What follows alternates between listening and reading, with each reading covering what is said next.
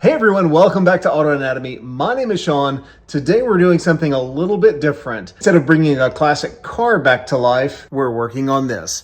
I picked up this little Wizard, I think it's a 6 horsepower motor. It's a 1952 model, and it was only about 50 bucks, so really wasn't an expensive thing. But, you know, my dad has a fascination for these older motors. I think they're really cool. I think we should just try and bring it back to life. It is absolutely locked up tight. It has been used as a wall hanger for the last 20 plus years. And it looks mostly there. Looks like it's missing the choke assembly and the recoil assembly. But for the most part, it's all there. I think if we can get this engine unstuck, we can probably make it run. So first things first, let's pop the plugs out, see if we can get it unstuck, and then go from there. So on the bench here, a little bit about this thing. This is a Wizard WG-4 model, and Wizard was sold through Western Auto Stores, and I think they were all made by a company called Carburetor Marine, something like that, and Carburetor also made Mercury, so a lot of the parts that are on the Wizards are interchangeable with Mercury engines. Now these guys were sold up until like the 70s, I think, and you know, this is a small little engine. It's like a 6 horsepower, but I think this would be fantastic for like a little small wooden boat, you know, something to put around your local pond on. With it sitting on the bench, I think the first thing to do is let's pop this fuel tank off and then flip it over, see if we can get the plugs out and work on trying to free up this little engine. Before we get started, if you like this kind of stuff, take just a moment and click on that subscribe button and hit the bell to be notified when new videos come out. It's an absolutely free way to help support our channel. I really would appreciate it. All right, let's dive into seeing if we can bring this little classic marine engine back to life.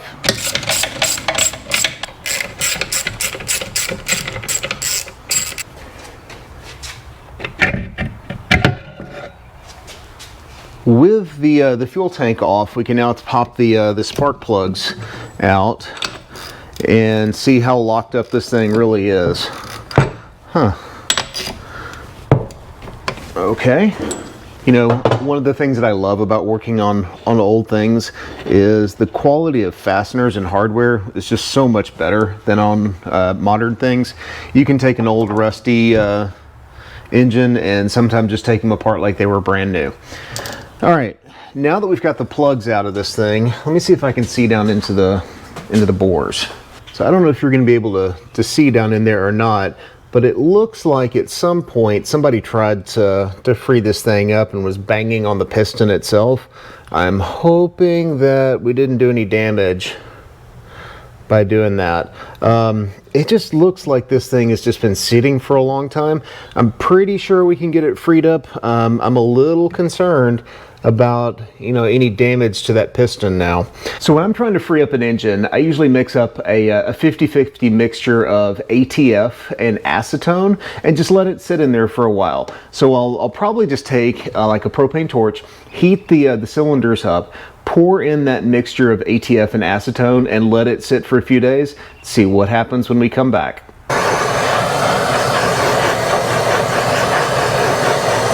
Now I don't want to get these too warm because I don't want there to be any flash when I pour in the acetone and ATF. I just want to get a little bit of heat into it so that, you know, if there is some rust, sometimes heat alone will break it up. Let's take our ATF and acetone mixture, squirt it into the cylinders, put the spark plugs back in, and then just let it sit for a little bit. See if we can start working on freeing this engine up. All right, got my mixture here. I'm just going to draw it up and squirt it into the cylinders till pretty much they get full.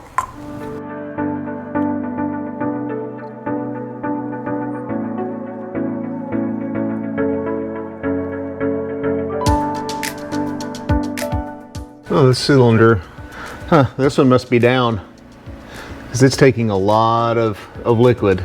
Either that or there's a hole in the piston.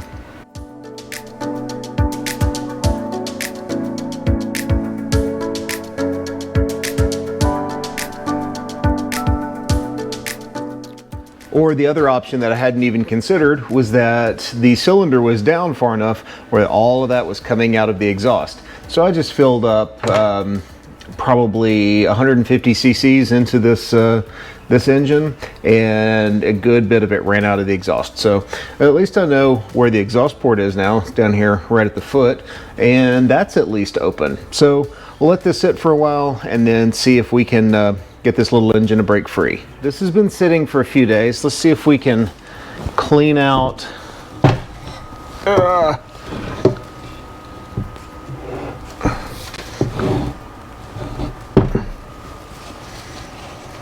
it's doing something. When you look at the ATF and acetone, it's definitely more brown black than it was. So something is working there. It's yeah, what's coming out of here is black.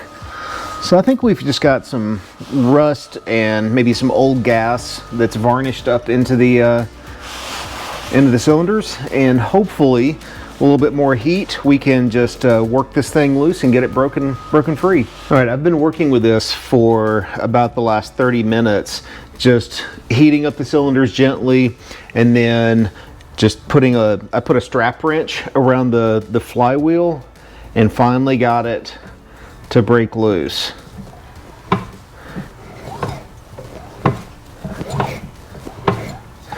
And it feels like it's actually got,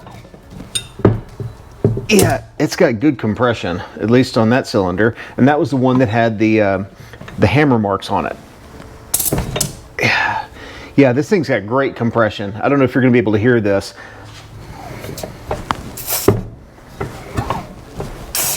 All right, now that the engine's freed up, let's see if we can get this thing to spark. I'm pretty sure it's just like an old lawnmower where it's got points in a condenser. Let's pull this flywheel off and see if we can get it to come off and take a look at what's under here. I'm pretty sure that this thing is going to have like 2 sets of points and 2 condensers, 2 of everything, since it's basically 2 one-cylinder engines. All right, let me pull this nut off here and see if I can get my flywheel pulling tool, get this thing off and see what's under it.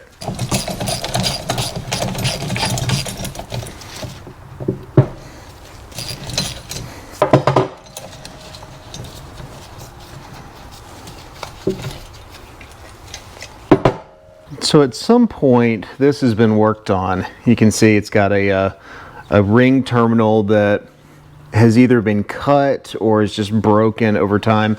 This coil was not hooked up to the point, and I'm willing to bet that those points are shot. So let's first just take the points out of it. Probably going to need new condensers, especially since this one's already kind of fouled up and the wire looks not like it's in the greatest condition. Let's get these out, see what kind of condition they're in, see if we can clean up the terminals on the coils here, and I'll probably replace the wires since I'm this far into it. These are just kind of old, and you can see they've been worked on previously. But let me get this out first and see what we're working with.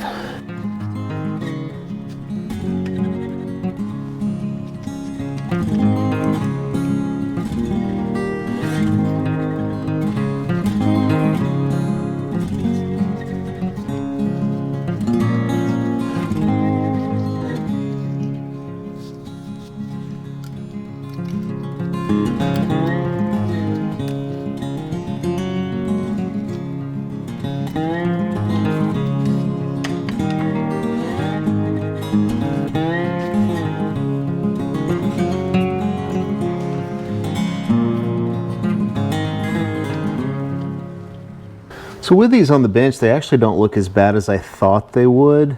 I mean, there's some wear, and you know, honestly, if I thought that I could find another set of points for this thing, I would just replace it. But you know, wow, these are so much nicer than the points you can get nowadays. These are bronze bushed, and they've got no slop in them. And actually, there's really not that much wear on the point surfaces themselves. These will probably just clean up fine. Let me run them through the ultrasonic cleaner, get this all cleaned up, and then we will file them and see what they look like. I bet these will probably work.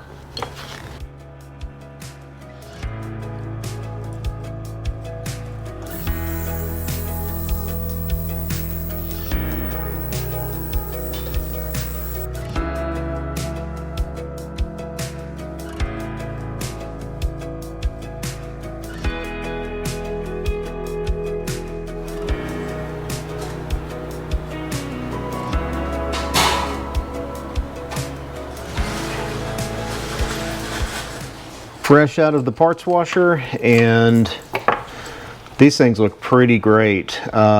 Just need to file them a little bit, and I think those will be ready to use again. Next, let's move on to getting this breaker plate off. I think that'll just be easier to work on this thing with this on the bench rather than it being sideways. Now, looking at it, I think it just rotates about the crankshaft there, so we should just be able to take a soft mallet and tap this guy right off.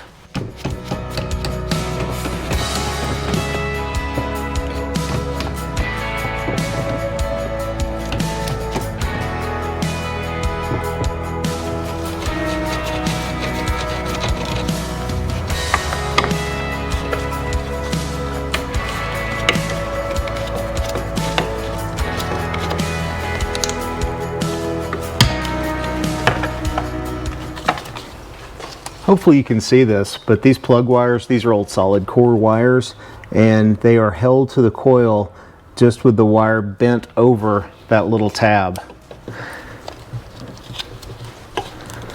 I guess it works. Simple and effective.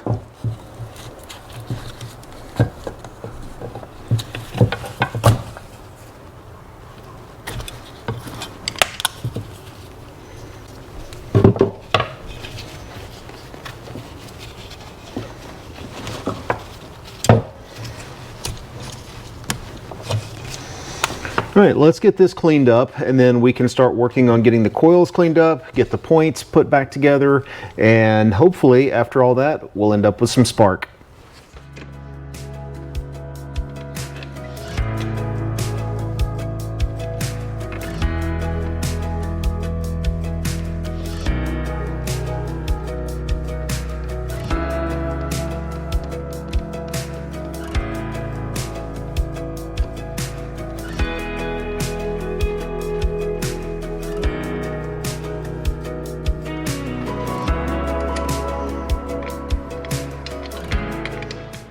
So while I could probably measure the, check these condensers to see if they're actually any good, I can almost guarantee you that they're not. So I picked up just a universal condenser. It's a part number DR90T. It's really meant for like a lawnmower, but I think for this application it'll be just fine. Go ahead and put all new condensers in. I've got the points cleaned up, got the breaker plate all cleaned up. We'll get this lubricated, slid back on the engine, and then build some new plug wires for it. And then hopefully we'll have some spark at that point, and then move on to the carburetor and see if this old girl will fire.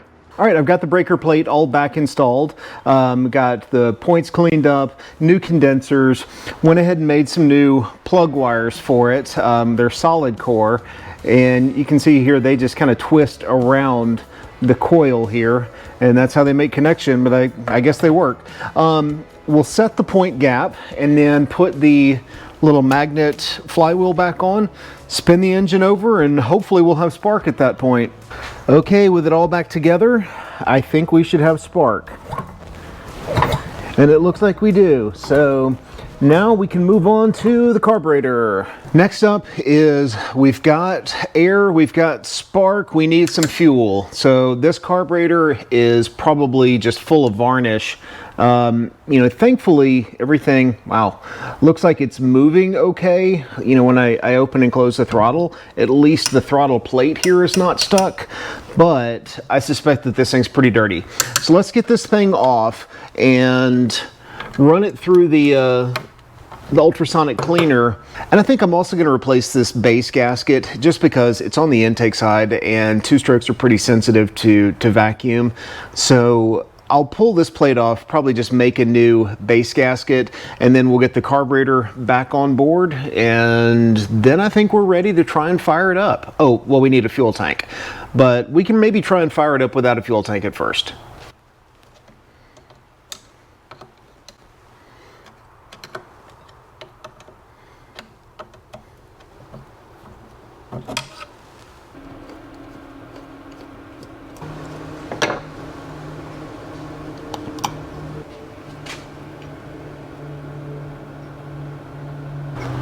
So this float looks like it's actually cork. Let's see if I can take that tiny little clip off there.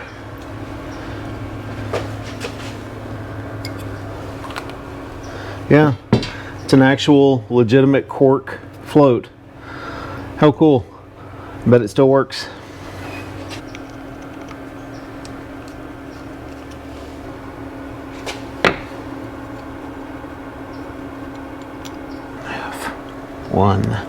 One and a half, about 1.5 turns.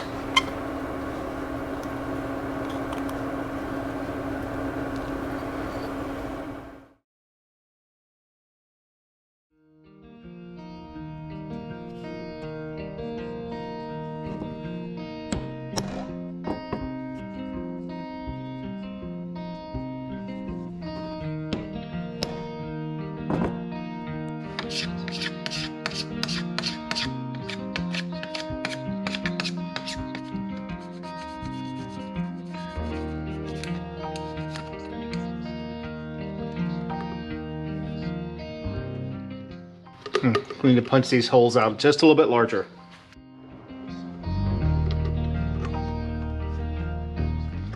Okay, that looks like that's going to fit pretty well. So let me put a little sealer on here, and then we will bolt this plate back in place. Maybe. Yeah, there it goes. And then get this sealed back up.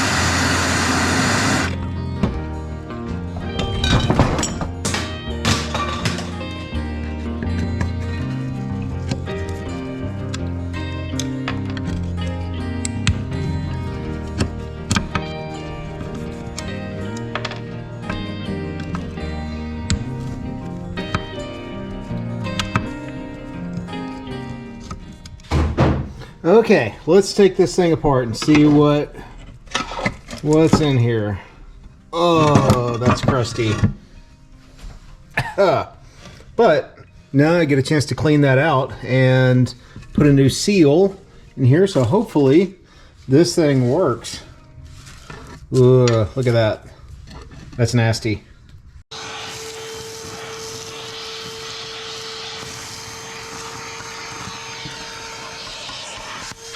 In the process of looking this tank over and cleaning it out, there were a few cracks that I noticed in it. So I'm just taking my Dremel and just cutting a groove right down the center of the crack. Then I'm just going to braze the crack up. You can see I've started to do one over here. And a few places, actually, there was one that was right there on the outside. There was a few right here, but basically this whole area was gone. And cleaning it up and brazing the tank back together. Once I get all that done, then we'll start cleaning this out. And then I've got some tank sealer that we're going to use to try and just get this all pretty again and keep it from scaling and basically doing this ever again. And then hopefully once the tank is all done, put it back on the engine, drop this sucker in some water and fire it up.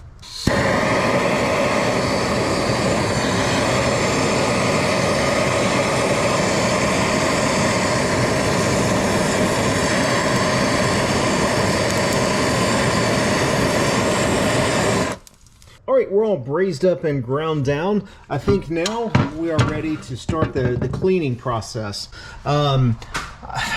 There's so much of this, I'm not really sure the best way to go about this. It really needs like a sandblast, but I don't have a sandblaster here. So we may just be wire brushing all of this for a very long time. Alright, let me get started, and if you've got a suggestion on how you think this would be best cleaned, drop a comment below and let me know what you would do. I'm really curious how you would clean this up. All right, I'm just going to start wire brushing this, wire wheeling it, and see where we go. All right, after several hours of wire wheeling, I've gotten most of the stuff off. I still have a little bit of cleaning up here to do, but we're getting close. Next step is going to be to make the seals that go all the way around this. Now, originally it had a one-piece rubber O-ring that went all the way around. The chances of me finding that are going to be 0. So what I did was I picked up some rubber. This is actually Viton, I think, 1/8 inch round stock, and surprisingly they had it even locally.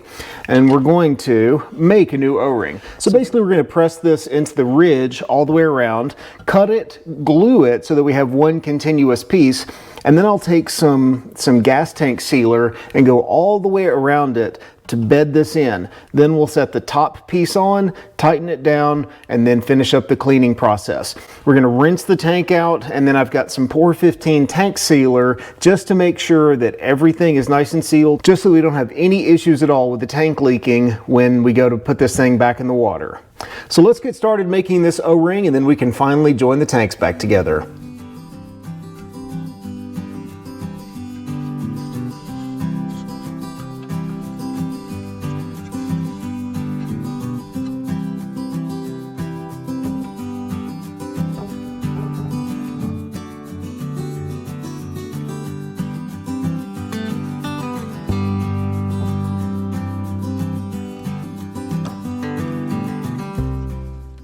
All right, now that I've got the rubber laid out all the way around there, I need to just put a little drop of super glue right there just to seal the two ends together.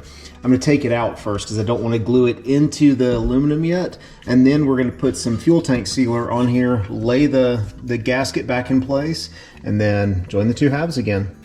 I picked up this PermaShield gasket dressing and sealant that's fuel resistant, and this stuff is supposed to work with any type of fuel. So I'm just going to lay a thin bead down in the groove here. We'll set the O-ring in place and then put another thin bead top and bottom, and then we'll finally set the two tank caps together.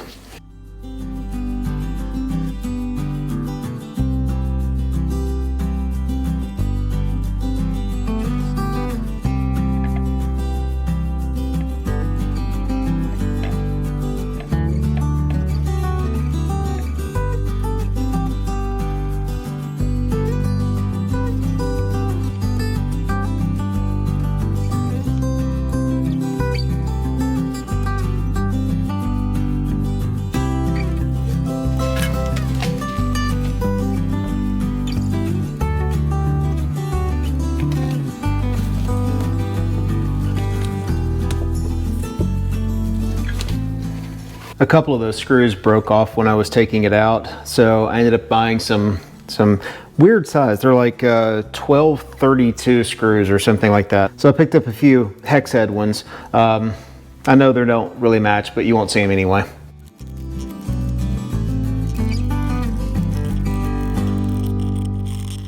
All right, here's the fuel tank sealer that we have. Let's see if you can focus on that. It's POR 15, and I think a half pint will be more than enough to do this. I've rinsed this thing out as many times as I can until it's all running clear. It's dried now and then rinsed with acetone and then allowed to sit and get everything out of it. So we should be clean. It says here to pour the contents into the tank and then slosh it around and then just let it drain. So fingers crossed we actually don't have any leaks and this stuff all stays in.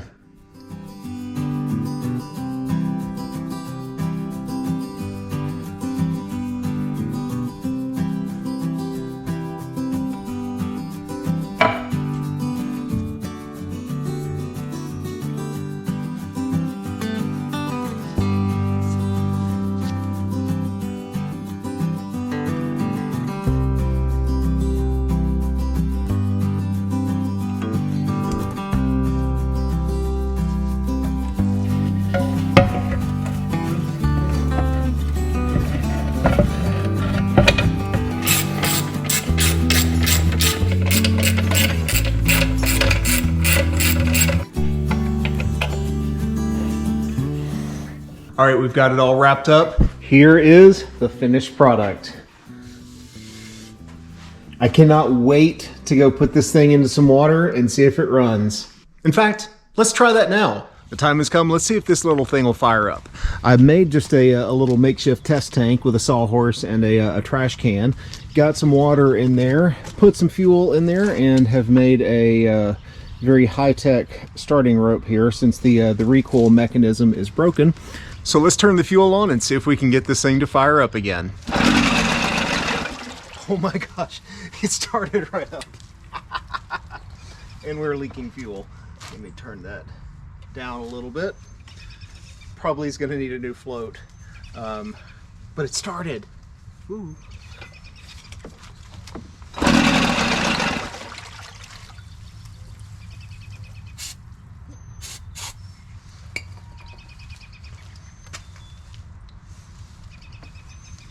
It actually sounded good.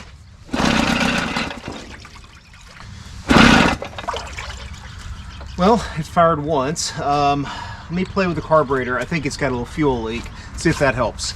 So taking the top off the carburetor, what it looks like is that the float was actually coming up, but there was enough height loss here where it was floating all the way up before it was actually lifting the needle up. So I'm just going to put this back on and put a little O-ring on here, see if we can just take up that space so that when it floats up, it'll actually turn that needle off.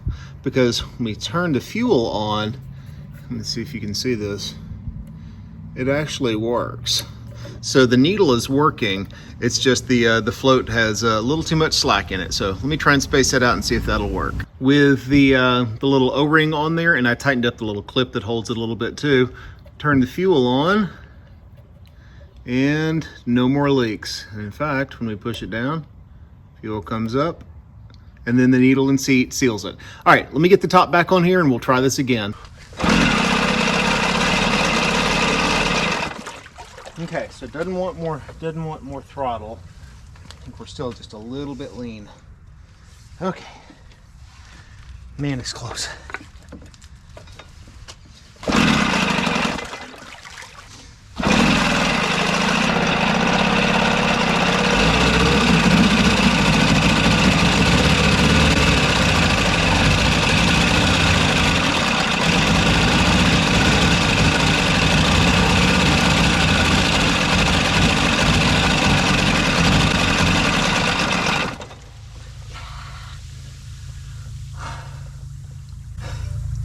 It runs.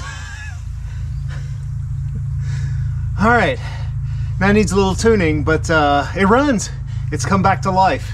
All right, let me just play with this thing a little bit more, see if I can actually get it to run pretty well in idle. But man, I can't believe it actually did it. Okay, let me play a little bit more of the carburetor, and we'll see if we can get this thing to run a little bit better.